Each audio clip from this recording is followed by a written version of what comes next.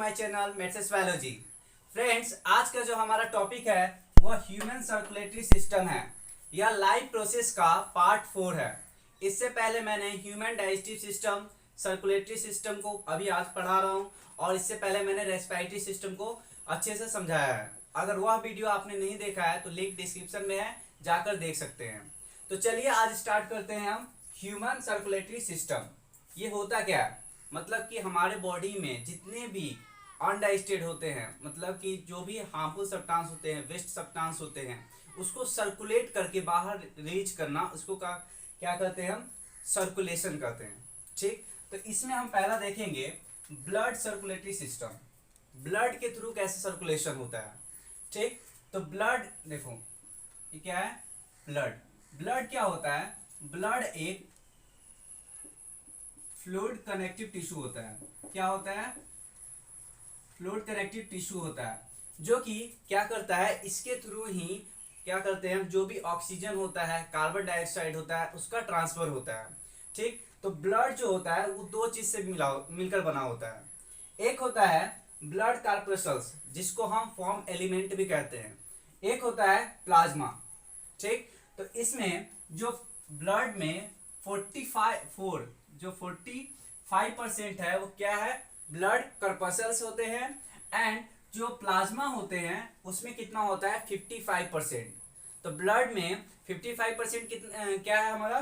Plasma है, और 45% क्या है हमारा? फॉर्म एलिमेंट, जिसको हम ब्लड कर्पसल्स कहेंगे।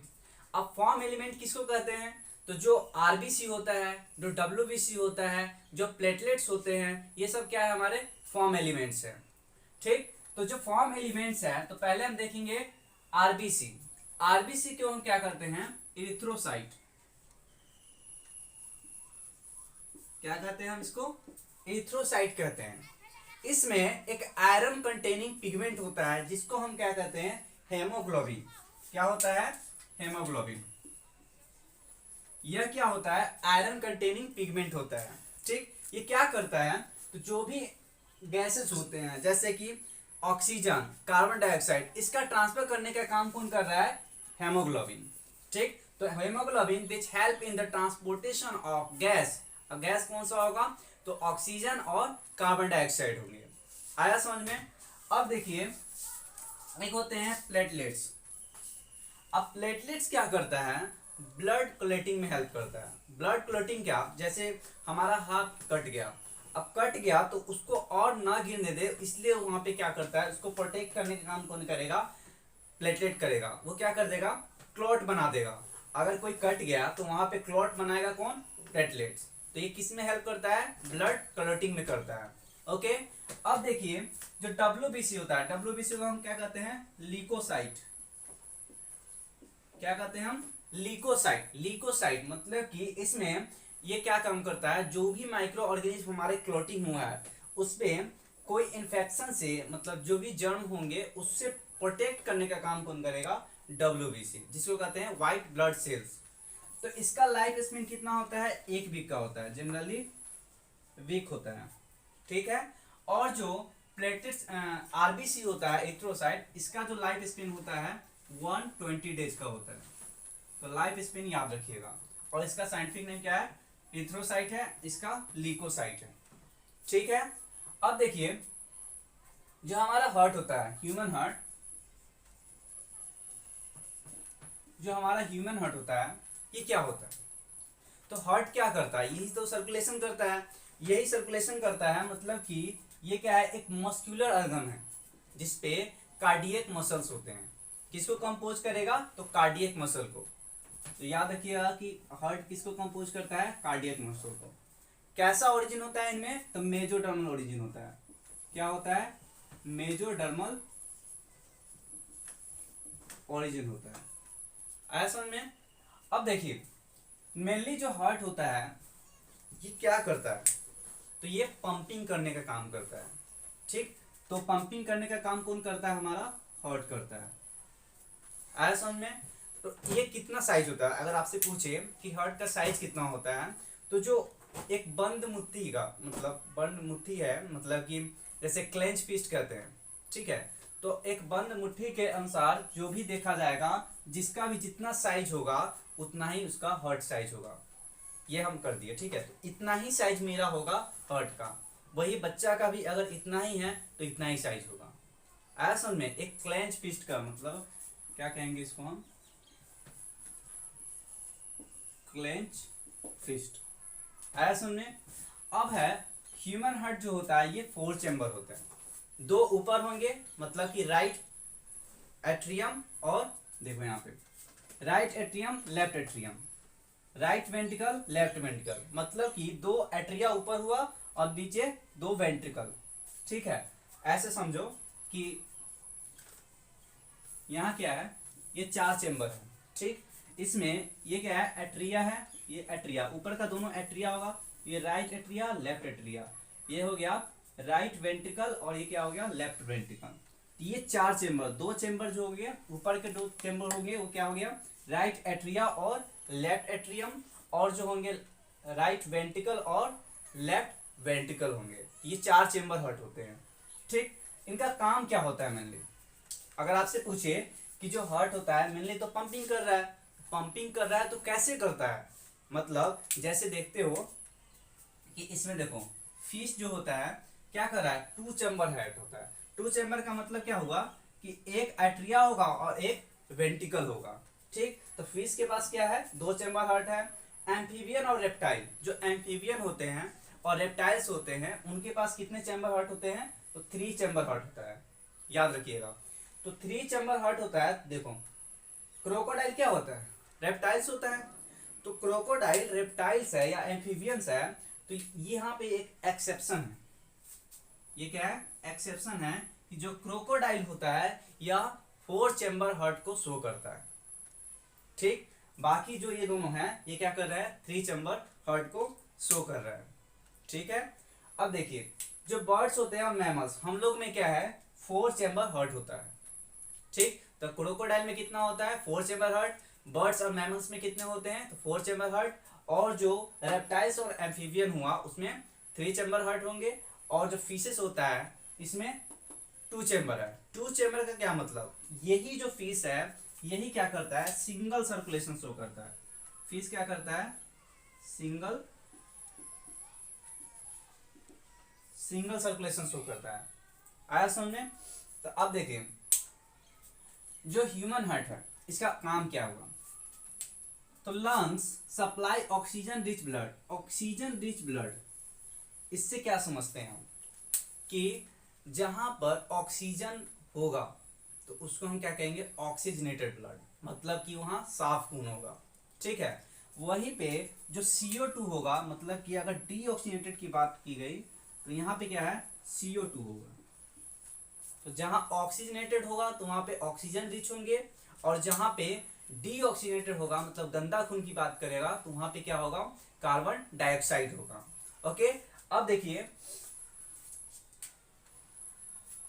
यहां पे क्या किया, लंग्स के पास सप्लाई किया ऑक्सीजन ब्लड, कौन, left atrium of the heart. इसका मतलब क्या है कि देखिए ये जो लेफ्ट एट्रियम है यहाँ पे क्या है हमारा लंग्स है, क्या है हमारा लंग्स है, और यहाँ क्या हुआ हमारा बॉडी ऑर्गन है, ठीक है, समझिएगा ये। तो हम इसमें ऐसा समझा देते हैं यहाँ पे,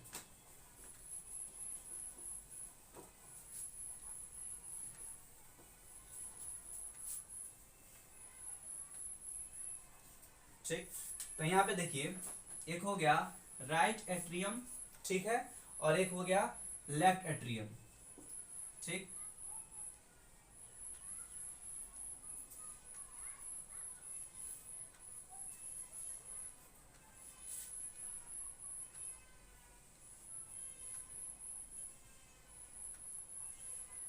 ठीक है, यहाँ हो गया हमारा ये एट्रियम हो गया ऊपर का, और नीचे का राइट वेंट्रिकल और लेफ्ट वेंट्रिकल। तो यहाँ क्या बोल रहा है, ऊपर क्या है हमारा लंग्स है, यहाँ बॉडी ऑर्गन। अब देखिए यहाँ बोला है कि lung supply oxygen rich blood to the left atrium of the heart, मतलब कि लेफ्ट एट्रियम से यहाँ से ऑक्सीजनेटेड ब्लड क्या हुआ, ट्रांसफर हुआ इस लंग से। ये लंग क्या किया, यहाँ पे ऑक्सीजन ब्लड को कहाँ भेजा, लेफ्ट एट्रियम के पास, ठीक है। और यहां भेजने के बाद यहां कौन सा बल्ब होता है, तो यहां होता है बाइकस स्पीड बल्ब, और यहां होता है ट्राइकस स्पीड बल्ब। मतलब कि यहाँ पे 3 होगा, कहते हैं ना पहले इस्तेमाल करें फिर विश्वास करें, तो पहले ट्राई मतलब कि यहाँ पे राइट एट्रियम और राइट वेंट्रिकल के बीच में ट्राइकस स्पीड वाल्व है, और राइट लेफ्ट एट्रियम और लेफ्ट वेंट्रिकल के बीच में क्या है, बाइकस स्पीड वाल्व है, ठीक है। तो यहाँ पे ये क्या करेगा, लंग से यहां से क्या है, ऑक्सीजनेटेड,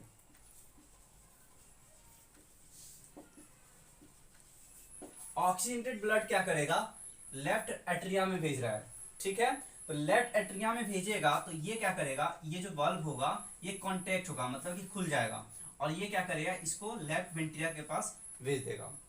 लेफ्ट एट्रिया से कहां भेजा, लेफ्ट वेंट्रिकल के पास। तो ये जो बाइकस स्पीड बल्ब होते हैं, ये जो बल्ब होते हैं ये क्या करते हैं, बल्ब जो होता है बैकवार्ड ना हो इसलिए इसको प्रिवेंट करता है, मतलब कि जब ये खून आ गया तो इस बैक फ्लो ना हो इसलिए इसको बचाने का काम कौन करता है, तो ये बल्ब करता है, ठीक है। तो यहाँ पे कौन सा होता है, बाइकस स्पीड, और यहाँ क्या होता है, ट्राइकस स्पीड,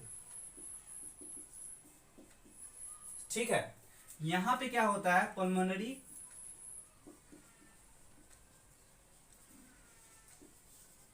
पल्मोनरी वेंस, वेंस याद रखिएगा, इधर वेंस होता है, इधर क्या होता है, पल्मोनरी आर्टेरी होता है,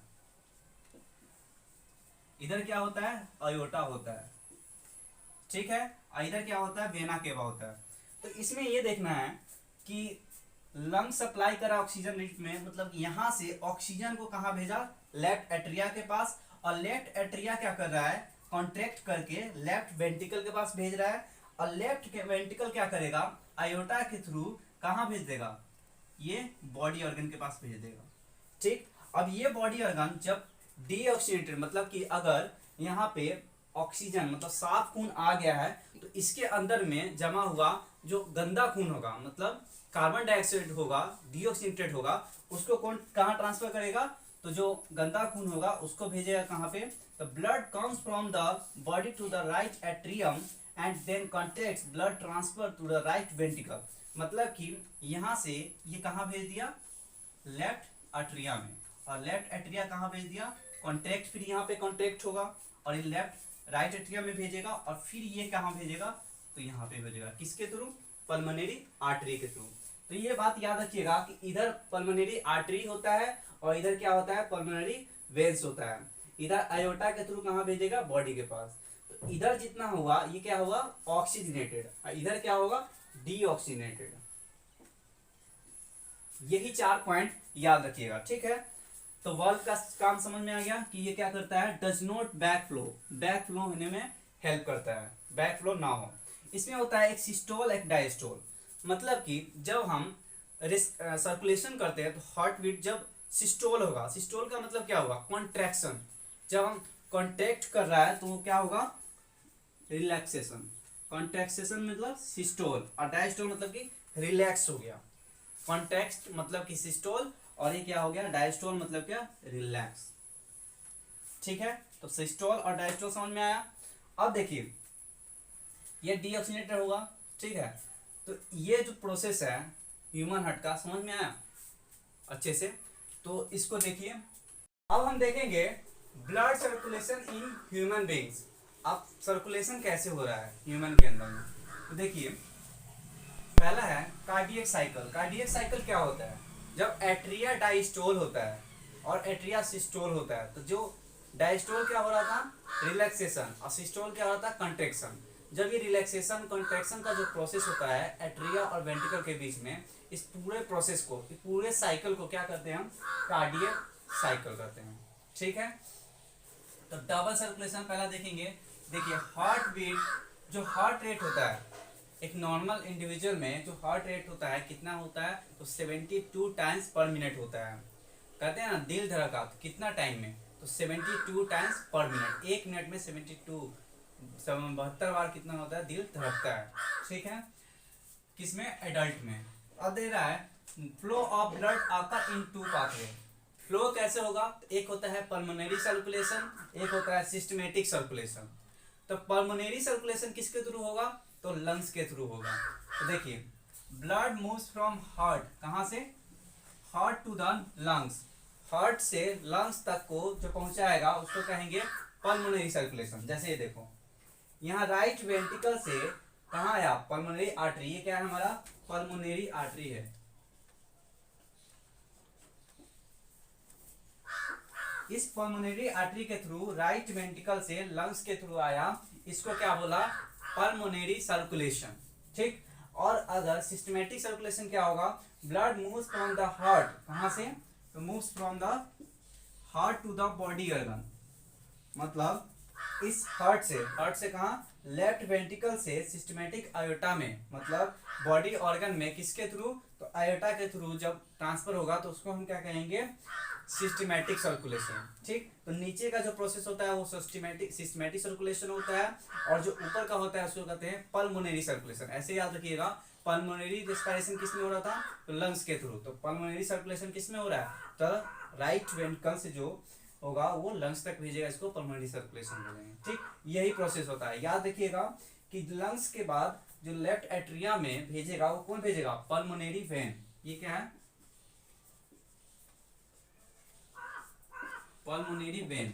वेन जो होता है, अब पल्मोनरी वेन क्या कर रहा है, लंग से लेफ्ट एट्रिया। अब यहाँ पे ये कॉन्ट्रैक्ट करेगा, क्या कॉन्ट्रैक्ट होगा, तो यहाँ होता है ट्राइकस स्पीड, इसमें होता है, और बाइकस स्पीड इसमें होता है। तो जो बाइकस स्पीड वर्ल्ड होगा वो जब कॉन्ट्रैक्ट करेगा तो इसके अंदर का ये कहाँ भेजेगा, लेफ्ट वेंट्रिकल में, और ये कहाँ भेज देगा, आयोटा के थ्रू सिस्टमेटिक बॉडी ऑर्गन में, इसलिए इसको बोला गया सिस्टमेटिक सर्कुलेशन। अब यहाँ से जो डीऑक्सीनेटेड होगा, इधर क्या है, ऑक्सीजनेटेड। वेन जहां भी आ जाए ये क्या करता है हमारा, ऑक्सीजनेटेड, ऑक्सीजनेटेड ब्लड कैरी करेगा, और इस साइड क्या होगा हमारा, डीऑक्सीनेटेड ब्लड। तो आर्टेरी हमारा कैरी करता है डीऑक्सीनेटेड ब्लड, और जो वेन होता है हमारा ऑक्सीजनेटेड कैरी करता है। ठीक, तो याद रखिएगा। अब आया आर्टेरी और वेंस के बीच में, देखो ब्लड वेसल जो होता है, एक होता है आर्टेरी, एक होता है वेंस, एक होता है कैपिलरी, और जो आर्टेरी और वेंस को ज्वाइन करता है उसको हम क्या कहते हैं, कैपिलरी। तो कैपिलरी क्या होता है, join artery and veins which help in the gases exchange between the blood and cells, इसको कहते हैं हम कैपिलरी। आर्टेरी और वेंस क्या होता है, तो आर्टेरी क्या कर रहा था, पल्मोनरी आर्टरी में कैरी कर रहा था क्या, डीऑक्सीनेटेड ब्लड। ठीक, और पल्मोनरी वेंस क्या कैरी कर रहा था, ऑक्सीजनेटेड ब्लड। मेजर डिफरेंस ये हुआ। उसके बाद इसमें थिक वाल होगा, इसमें थीन वाल होगा, इसमें वाल्व के थ्रू पास होगा, इसमें क्या होगा, वाल्व नहीं होगा। और इसमें क्या हो रहा है कि अवे फ्रॉम द हार्ट, देखो यहाँ पे अवे फ्रॉम द हार्ट, और इसमें क्या है, टुवार्ड द हार्ट। ये क्या कर रहा है, यहां से अवे फ्रॉम द हार्ट हो रहा है, और लंग्स के बाद ये क्या आ रहा है, heart, toward the heart. Toward the heart कौन कर रहा है, पल्मोनरी वेन कर रहा है। और पल्मोनरी आर्टरी क्या कर रहा है, तो पल्मोनरी आर्टरी जो हो रहा है अवे फ्रॉम द हार्ट, ठीक, दूर जा रहा है। तो ये मेजर डिफरेंस होता है इन दोनों में। ठीक, अब आया ब्लड प्रेशर। ब्लड प्रेशर एक नॉर्मल इंडिविजुअल, जैसे कि कॉन्ट्रैक्शन और रिलैक्सेशन में जो प्रेशर क्रिएट हो रहा है, कहाँ पे, उसके वेसल्स पे, ब्लड वेसल्स पे। ठीक है, जब वॉल ऑफ वेसल पे जब जो प्रेशर क्रिएट होता है कॉन्ट्रैक्शन और रिलैक्शन के टाइम, उसको हम कहते हैं ब्लड प्रेशर। तो इसको मेजर किससे करते हैं, तो स्पैग्नोमैनोमीटर। नाम याद रखिएगा, blood pressure is measured by the an instrument that is called sphygmomanometer. ठीक, और more in artery then veins. तो आपसे पूछेगा कि ब्लड प्रेशर आर्टरी में ज्यादा है या वेन्स में ज्यादा होता है, तो आर्टरी में ज्यादा होता है एज कंपेयर टू वेन्स। ठीक, अब देखिए क्यों यहाँ कंट्रैक्शन ज्यादा होगा, ब्लड प्रेशर क्यों ज्यादा होगा, क्योंकि वहां पे क्या होगा, ब्लड प्रेशर, यहाँ पे ब्लड फ्लो कैसा है, डीऑक्सीनेटेड है। ठीक, अब देखिए नॉर्मल ब्लड प्रेशर कितना होता है, 120 to 80। अब 120 क्या है हमारा, सिस्टोलिक है, सिस्टोलिक मतलब कंट्रैक्शन, कॉन्ट्रैक्ट कितना कर रहा है 120, और डायस्टोलिक कितना है 80।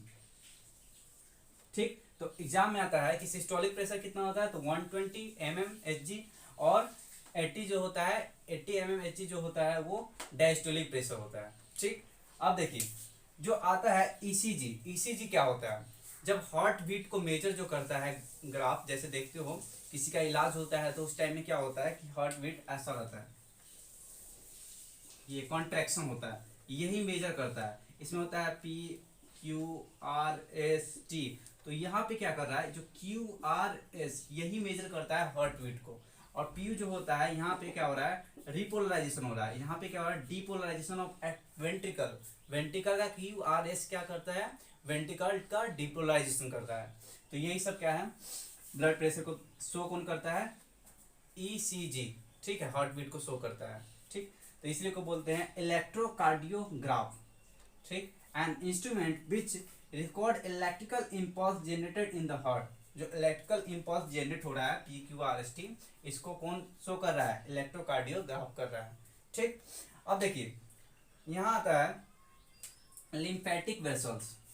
और लिम्फेटिक वेसल्स जो होता है, लिम्फेटिक सिस्टम जो होता है, इसमें बोला जाता है कि जो प्रोटीन होता है उसमें बहुत ही कम होता है, ठीक। मतलब लिम्फ में क्या हुआ, less protein then the blood. अगर आपसे पूछे कि प्रोटीन और ब्लड में, प्रोटीन सबसे ज्यादा किसका होता है, तो सबसे ज्यादा होगा ब्लड में, और लेस प्रोटीन किसमें होता है, लिम्फेटिक में। इसका मेजर काम क्या होता है, मेजर काम होता है कि देखो, it flow from the tissue to the heart, tissue से कहाँ भेजेगा, हार्ट के पास। अब which help in the transportation and the carry, क्या कर रहा है ये, डिस्ट्रॉइंग जर्म, जो जर्म होगा उसको मारने का काम कौन करेगा, ये लिम्फ करेगा, लिम्फेटिक सिस्टम, ठीक। क्यों, इसमें प्रोटीन बहुत कम है, ये टिश्यू से हार्ट तक ले जा रहा है, और इसका काम क्या है, डिस्ट्रॉइंग करना। और किसका ट्रांसपोर्ट करेगा, यहाँ ट्रांसपोर्ट भी करेगा और डिस्ट्रॉय करेगा जर्म को, ठीक।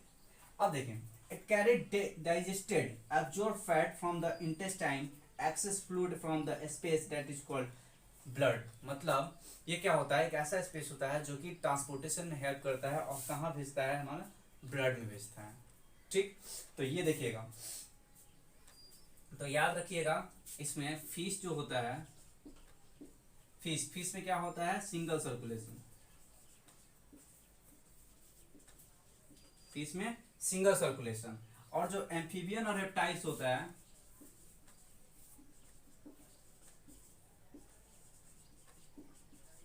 इसमें कैसा होता है, incomplete double circulation, incomplete circulation, ठीक है। हम लोगों में क्या होता है, डबल सर्कुलेशन होता है। एक पॉइंट यहां देखिएगा, हाइपरटेंशन कब होता है, तो जब हाइपरटेंशन होता है, जब ब्लड प्रेशर बहुत ही एक्सेस मात्रा में क्या होगा, डेवलप होगा। मतलब ब्लड प्रेशर बहुत ज्यादा हो जाएगा, नॉर्मल कितना हो जाएगा, 140 से 90 हो जाएगा।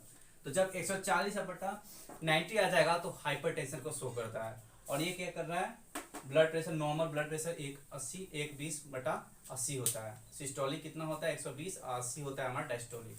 तो ये रहा हमारा क्या, ब्लड सर्कुलेशन इन ह्यूमंस। इसके बाद हम देखेंगे ट्रांसपोर्टेशन, प्लांट में कैसे ट्रांसपोर्टेशन होता है।